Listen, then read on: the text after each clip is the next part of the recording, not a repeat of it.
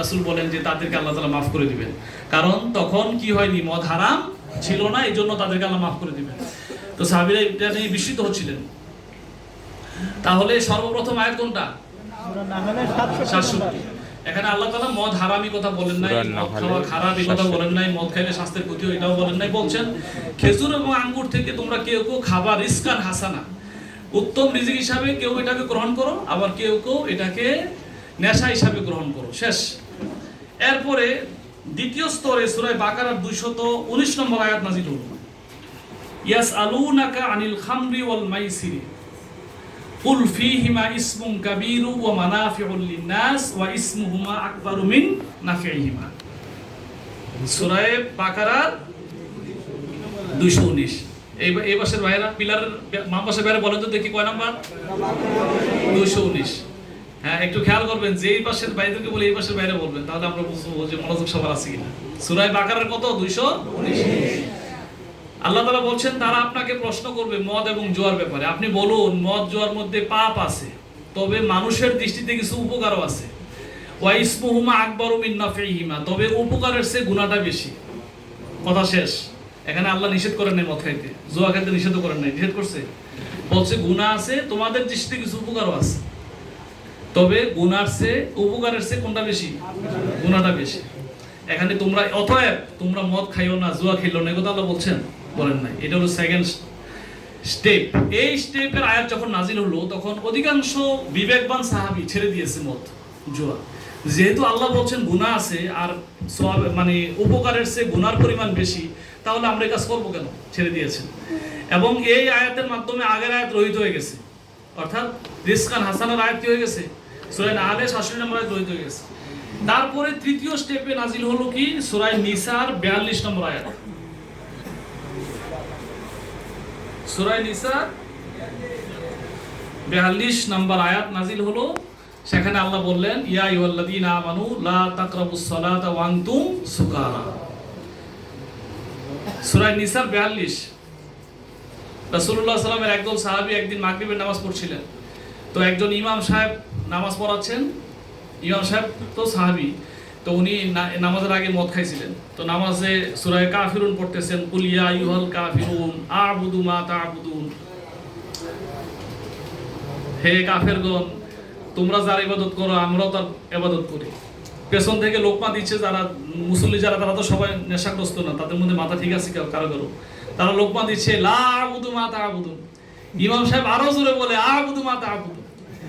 এভাবে নামাজের মধ্যে ধাক্কাধাক্কি চলতেছে। এই ধাক্কাধাক্কি করে মানে লোকমার পরে লোকমা, কাজ হচ্ছে না, ইমাম সাহেবকে সোজা করা যাচ্ছে না। এই ইমাম সাহেব আ'বুদু মা তা'বুদুন পড়লেই নামাজ শেষ করছে। শেষ করার পর সবাই ধরছে আপনি করলেন কি? তো ইমাম সাহেব বলবো আমি তো বলতে পারি না কি বলছি, আমার তো নেশাগ্রস্ত ছিলাম।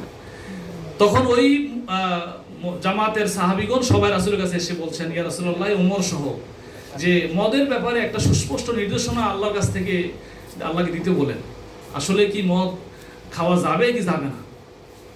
আমরা তো সংকটের মধ্যে পড়ে যাচ্ছি। আল্লাহ বললেন গুনাহ আছে, আবার কিছু লাভও আছে, লাভের চেয়ে গুনাহ বেশি, এইভাবে না বলে ক্লিয়ার বলতে বলেন আল্লাহ তাআলাকে।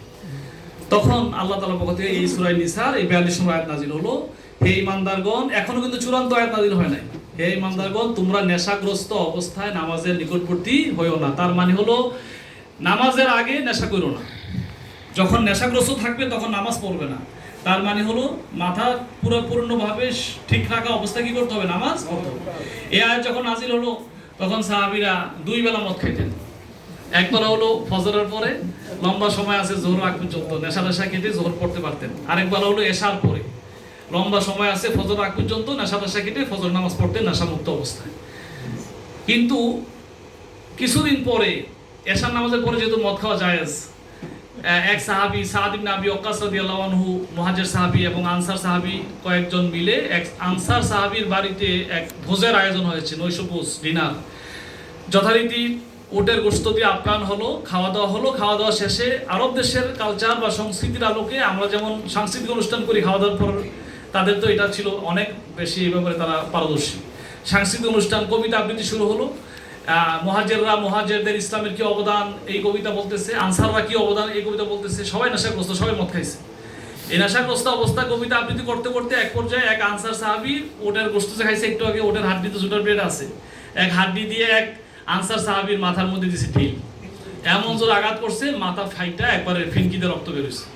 তো কিছুক্ষণ পরে সবাই মাথা তো ঠিক হয়েছে, ঠিক হওয়ার পর খুব আফসোস অনুতপ্ত হয়েছে সবাই, এবং সেখানে ওমর রাদিয়াল্লাহু আনহু ছিলেন। ওমর রাদিয়াল্লাহু আনহুর নেতৃত্বে রাসূলের কাছে সবাই এসে বললেন, আল্লাহুম্মা বাইয়িন লানা ফিল খামরি বায়ানান শাফিয়া, হে আল্লাহ আপনি আমাদের ব্যাপারে, মদের ব্যাপারে এবং জুয়ার ব্যাপারে সুস্পষ্ট একটা নির্দেশনা দান করেন। নামাজের আগে খাওয়া যাবে না, পরে খাওয়া যাবে, লাভ কম গুনাহ বেশি, এই সমস্ত দরকার নাই, ক্লিয়ার নির্দেশনা আসুক। তখন সূরা মায়েদার 90 নম্বর আয়াত নাযিল হলো। সূরা মায়েদার কয় নাম্বার? 90 নম্বর। ইন্নামাল খামরু ওয়াল মাইসিরু ওয়াল আজলামু ওয়াল আনসাবু রিজসুম মিন আমালিশ শাইতানি ফাজতানিবু। এই সবগুলো হচ্ছে মদ, জুয়া, লটারি এবং মূর্তি পূজা, চারটা একসাথে বলে দেওয়া হলো। সূরা বাকারার কয় নাম্বার? সূরা মায়েদা, মাশাআল্লাহ, সূরা মায়েদা 90, যে ফাজতানিবুহু, সম্পূর্ণভাবে এই জাতীয় গহিত কাজ থেকে বিরত থাকো।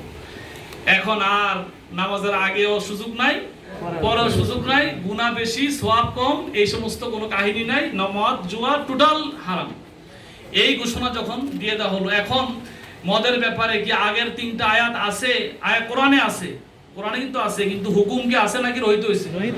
এখন যদি আপনি এই ইতিহাস না জানেন, তাহলে আপনি তো আগের 3টা আয়াত যখন পড়া শুরু করবেন, সূরা বাকারায় আছে, সূরা মায়েদায় তো পরে গিয়ে চূড়ান্তটা নাজিল হয়েছে। সূরা বাকারার সেই আয়াত যদি পড়ে যে এর মধ্যে লাভও আছে, আবার গুনাহ আছে, গুনার লাভের চেয়ে গুনাহ বেশি, এখন হচ্ছে গুনাহ একটু বেশি হইলো আর কি, একটু জুয়াটাও খেলি না, যেহেতু আল্লাহ বলছে, অনুমতি নিষিদ্ধ করেন না এই আয়াতে। কি সূরা বাকারা 219 নম্বর আয়াতকে আল্লাহ নিষেধ করছেন নাকি? নিষিদ্ধ করেন না, এই জন্য একটু জুয়াটাও খেলি, এই ভুলের মধ্যে নিবেদিত হওয়ার আশঙ্কা আছে নাকি? নাই, আছে। এই জন্য মাওলানা মওদুদী রাহমাতুল্লাহ বলছেন যে কোরআন বুঝতে হলে নাসেখ মানসুখ বুঝতে হবে। শেষ। এবার আসেন যে কোরআন আমরা যদি বুঝতে চাই সঠিকভাবে, তাহলে ক খ গ শেষ নাকি? এবার ঘ। গ হলো নবুয়তি জীবন, রাসূলের নবুয়তি জীবনের একটা সংক্ষিপ্ত চিত্র মাথায় থাকতে হবে। রাসূলের নবুয়তি জীবন টোটাল কয় বছর? 23 বছর। এই 23 বছরের সংক্ষিপ্ত একটা চিত্র আমার মাথায়, আপনার মাথায় থাকতে হবে। ঘ, নবুয়তি জীবনের চিত্র, এটা শিরোনাম, ঘ এর শিরোনাম। নবুয়তি জীবনের কি চিত্র? এই চিত্রটা 3 ভাগে বিভক্ত। প্রথম অধ্যায়, এই ঘয়ের 1 নম্বর সাব পয়েন্ট, প্রথম অধ্যায় হলো সূচনা পর্ব, মানে নবুয়ত পাওয়ার প্রথম বছর থেকে 4 বছর পর্যন্ত। প্রথম থেকে কয় বছর? 4। প্রথম থেকে নবুয়তি প্রাপ্তির প্রথম বছর থেকে 4র্থ বর্ষ পর্যন্ত, এই 4 বছর হলো প্রথম পর্ব। এই পর্বে ছোট ছোট সূরা নাজিল হয়েছে।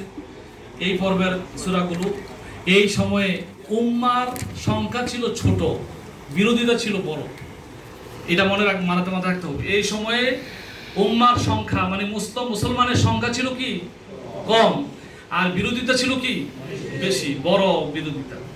এবং এই সময়ে মক্কার সীমানা পেরিয়ে আশেপাশে মানে একটু বিস্তৃতি লাভ করেছে দাওয়াতের কাজ।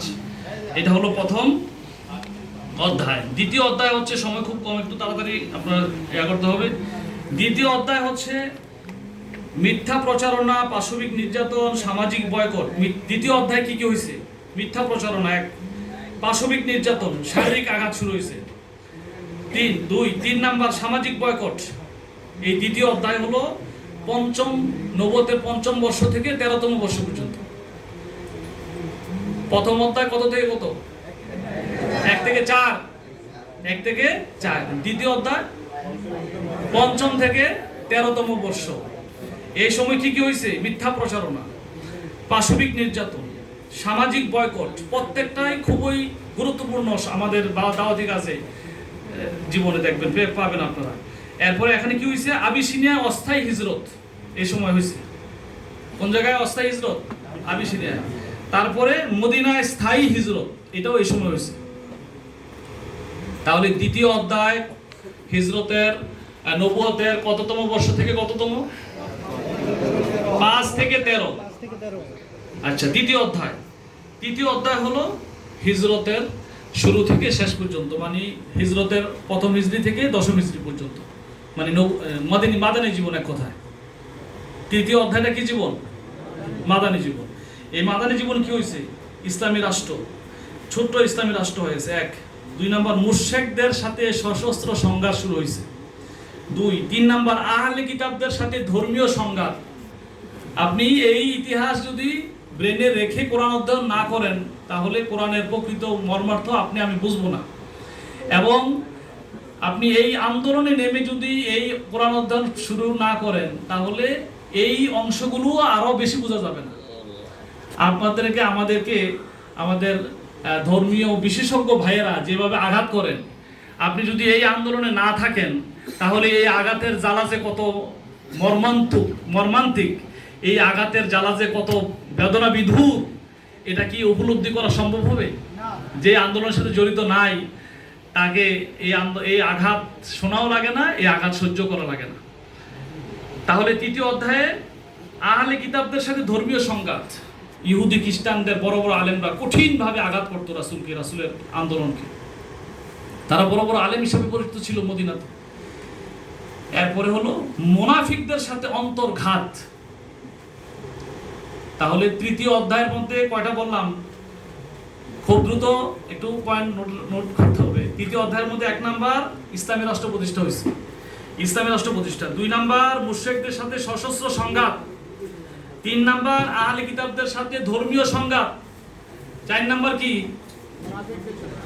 মুনাফিকদের সাথে অন্তর্ঘাত। মুনাফিকদের সাথে কি? অন্তর্ঘাত, মানে আভ্যন্তরীণ আঘাত, একে অপরকে আঘাত করা। এই সংকটের মধ্যে রাসূল অতিবাহিত করেছেন তৃতীয় অধ্যায়। সময় শেষ 10 বছর। নবুয়ত যদি ধরেন আপনি শেষ 14 থেকে 23, আর যদি হিজরত ধরেন তাহলে 1 থেকে 10, মানে এক কথায় মাদানী জীবনটা পুরোটা শেষ। এইবার তাফসীরুল কোরআনের হলো বর্ণনা ভঙ্গি, মানে কোরআনের বর্ণনা ভঙ্গিটা কেমন, বর্ণনা ভঙ্গির ব্যাপারে তিনি বলেছেন যে কয়েকটা ব্যতিক্রমী বর্ণনা ভঙ্গি, যে একই কথা বিভিন্ন মোড়কে আল্লাহ তাআলা বারবার বলেছেন। একই কথা বিভিন্ন মোড়কে, বিভিন্ন আদলে, বিভিন্ন আঙ্গিকে ভিন্ন ভিন্ন জায়গায় বলেছেন কিনা বলেন তো দেখি? বিভিন্ন জায়গায় বলেছেন এক কথাই। বিশেষ করে এই ক্ষেত্রে তাকওয়া, সবর, তাওয়াক্কুল, কি তাকওয়া, সবর, তাওয়াক্কুল, এই কথাগুলো বারবার বলেছেন। তাহলে বর্ণনা ভঙ্গির মধ্যে বিশেষত্ব কি? যে একই কথা ভিন্ন মোড়কে, ভিন্ন আঙ্গিকে বারবার বলেছেন। এটা একটা বর্ণনা ভঙ্গি কোরআনের। এতে যেন মানুষ আবার বিরক্ত না হয়ে যায়, এই জন্য আল্লাহ তাআলা তাফসীরুল কোরআন মানে ভূমিকার লেখক এই কথাটা বলেছেন। এটা বুঝতে হবে যে কেন বারবার এইখানে তাওয়াক্কুল, তাকওয়া, সবর, এই 3টা জিনিসের কথা বারবার উল্লেখ করেছে। হলো বর্তমান যে বিন্যাস, কোরআন যে বর্তমানে যে সিরিয়ালে আছে, সূরা ফাতিহা, সূরা বাকারা, সূরা নিসা, মায়েদা, এই বিন্যাসটা কি রাসূল কর্তৃক বিন্যস্ত নাকি আল্লাহ তাআলা কর্তৃক নির্ধারিত? খলিফা না, এই ধারাবাহিকতা এই উসমান রাদিয়াল্লাহু সময়ে কিতাববদ্ধ করা হয়েছে, একসাথে করা হয়েছে, কিন্তু এই সিরিয়ালটা কোন সূরার পরে কোন সূরা হবে, কোন আয়াতের পরে কোন আয়াত হবে, এখন যেভাবে আছে কোরআন কি ঠিক এইভাবে নাজিল হয়েছে? সূরা নাজিল তো হয়েছে প্রথম ইকরা বিসমি রাব্বিকাল লাযী খালাক, এটা তো একবার পরে আছে সেই 30 পারায় গিয়ে। সূরা ফাতিহা প্রথম দিকে নাজিল হওয়া সূরা, একবারই প্রথম দিকে নাজিল হওয়া, কিন্তু সূরা বাকারা তো মদিনায় গিয়ে নাজিল শুরু হয়েছে, তো এটা চলে আসলো সেকেন্ড পর্যায়ে। এই যে ধারাবাহিকতাটা, এই ধারাবাহিক সূরা মানে নম্বর হলো বর্তমান যে বিন্যাস কোরআনের, এটা রাসূল কর্তৃক নির্ধারিত নয়, বরং এটা আল্লাহ তাআলা কর্তৃক নির্ধারিত।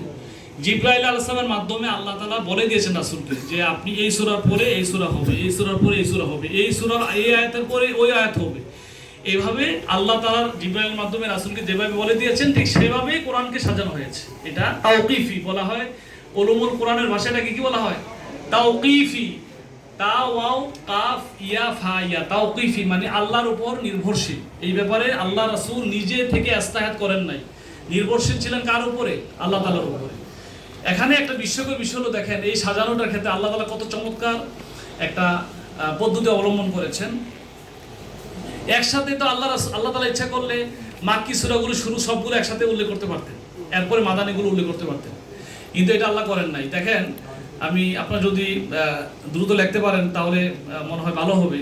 প্রথম সূরা মাক্কি, 2 থেকে 5 নম্বর সূরা মাদানী, 6 আপনি কোরআন শরীফ পাবেন, লেখার দরকার নেই, কোরআনের মধ্যে পাবেন, দেখবেন তালিকার মধ্যে আছে না, সূচির মধ্যে আছে মাক্কি এবং মাদানী, ঠিক আছে, কিন্তু মানে সিরিয়ালে সবগুলো একাধারে মাক্কি না, সবগুলো একাধারে কি না, মাদানীও না। অথবা প্রথম 10টা সূরা মানে 5টা মাক্কি, তারপরে আবার 5টা মাদানী, বা আবার 5টা মাক্কি, এমনও না, বরং পুরোটা কোরআনের মধ্যে মাক্কি মাদানী সূরা ছড়ায় ছিটিয়ে রাখা হয়েছে। প্রথম মাক্কি, 2 থেকে 5 মাদানী, 6 থেকে 7 মাক্কি, 8, 9 মাদানী, 10, 11, 12 মাক্কি, 13 নম্বর মাদানী, 14 থেকে 21 মাক্কি, 22 নম্বর মাদানী, 23 নম্বর মাক্কি, 24 নম্বর মাদানী, 25 থেকে 32 মাক্কি, 33 নম্বর মাদানী, 34 থেকে 46 মাক্কি, 47 থেকে 49 মাদানী, 50 থেকে 54 মাক্কি, 55 নম্বরটা মাদানী, 56 নম্বর মাক্কি, 57 থেকে 66 মাদানী, 67 থেকে 75 মাক্কি, 76 নম্বর মাদানী, 77 থেকে 97 মাক্কি, 98, 99 মাদানী, 100 থেকে 109 মাক্কি, 110 নম্বর মাদানী, 111 থেকে 114 নম্বর মাক্কি। তাহলে কি হইল? দেখেন, মক্কা দিয়ে শুরু হয়েছে, মক্কা শেষ হয়েছে। তার মানে হলো সারা জীবন আপনার মুসলমানের অধিকাংশ জীবন মাক্কি জীবনে গাড়াইতে হবে, এত বেশি মাদানী জীবন আশা করেন। এখানে মাওলানা মহিউদ্দিন আহমদ যে পর্যালোচনা উল্লেখ করছেন যে এইভাবে আল্লাহ সাজালেন কেন, এভাবে আল্লাহ তাআলা সাজানোর উদ্দেশ্য হচ্ছে ইমানদার মুসলমানদেরকে কতক্ষণ মাক্কি জীবন স্মরণ করে দেওয়া, জুলুম নির্যাতন নিপীড়ন যখন অসহ্য হয়ে যাবে, মানে সহ্য সীমার বাইরে চলে যাবে, তখন আবার মাদানী সূরাটা এনে আল্লাহ তাআলা আশার বাণী শোনানো যে একটু অপেক্ষা করো, তোমাদের জন্য মাদানী জীবনের সুন্দর জীবন আসতেছে। আবার মাদানী জীবনের সুন্দর আরামায়েশ ভোগ বিলাস করে যখন নাকি চরিত্র নষ্ট হয়ে যাওয়ার আশঙ্কা দেবে, তখন আবার মাক্কি সূরা পড়ে তোমাকে সতর্ক করবে, তোমার জীবন জন্য কিন্তু আবার মাক্কি জীবন অপেক্ষা করতেছে, বেশি বাড়াবাড়ি করিও না।